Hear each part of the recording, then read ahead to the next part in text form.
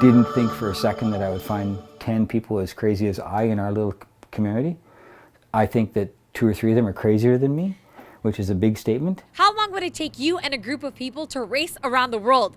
It's called the Circumpolar Race Around the World, where teams up to 10 people are given 2 years to complete a 48,550 kilometer race.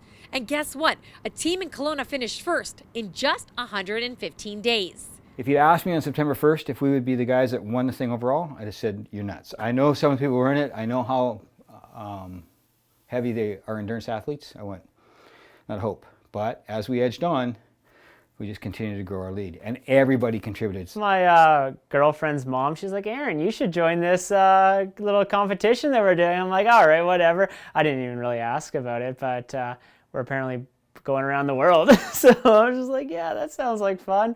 Why not? The Kelowna nut bars clocked in around 250 miles a day to complete the 12 regions around the world, finishing just before Christmas. The second team finished on the 4th or 5th of January.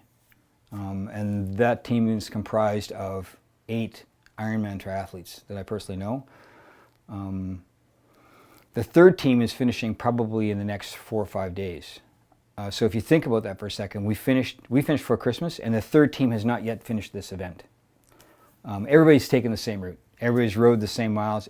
Justice even pushed through a double hernia surgery on day 90, but he says being able to compete even in the times of COVID helps. If I wanted to race the races that I've done in COVID, I'd be on an airplane traveling 300 days out of 365. Whereas with COVID, if there's a race tomorrow in Phoenix, I can do it.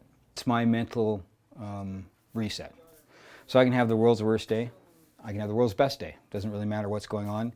If I get on my bike or put on my sneakers, the world and its problems disappear. Have an event that you're training for, it motivates you far more than just like being active for the sake of just being active. Some of the athletes never met in person until December 23rd when they all walked the final mile together. Sarita Patel, Castanet News, Kelowna.